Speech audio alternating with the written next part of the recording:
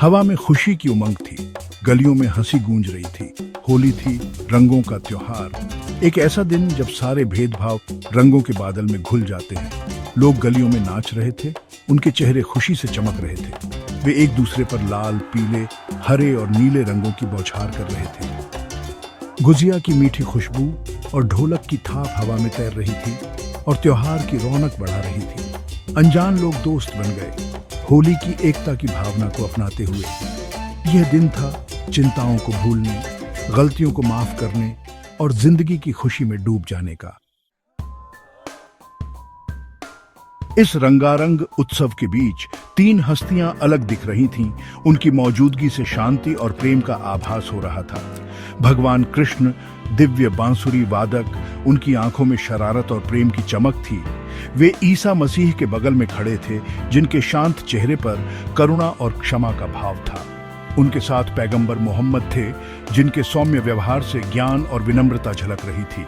दिखावट और शिक्षाओं में भले ही अलग, लेकिन वे एक समान सूत्र से जुड़े थे, मानवता के लिए गहरा प्यार और एकता की शक्ति में अटूट विश्वास। जैसे ही रंग उनके चारों ओर घूम रहे थे, वे उत्सव में शामिल हो गए। उनकी आवाजें मधुर धुनों में मिल गईं। कृष्ण, शाश्वत प्रेमी, प्रेम और भक्ति के बारे में एक भावपूर्ण गीत गाने लगे। उनकी बांसुरी हवा में जादू बिखेर रही थी। करुणा के अवतार ईसा मसीह क्षमा और दया का गीत गा रहे थे। उनकी आवाज सुनने वालों के दिलों को सुकून दे रही थी। शांति के दूत पैगंबर मोहम्मद एकता और भाईचारे के छंद गा रहे थे। उनके शब्द होली की सच्ची भावना के साथ प्रतिध्वनित हो रहे थे। वे रंगों से खेल रहे थे, एक दूसरे के चेहरों पर खुशी और हंसी के रंग लगा रहे थे। हर भाव, हर मुस्कान उनके आपसी सम्मान और समझ के बारे में बहुत कुछ कह रही थी।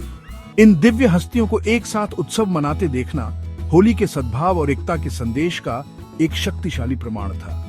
जैसे जैसे दिन ढल रहा था, वे एक साथ खड़े थे, डूबते सूरज की गर्म रोशनी में नहाए हुए, दुनिया के लिए आशा और प्रेरणा का प्रतीक। होली उनकी उपस्थिति में धर्म और संस्कृति की सीमाओं से परे हर दिल में रहने वाले प्रेम, आनंद और एकता की सार्वभौमिक भावना का उत्सव बन गई।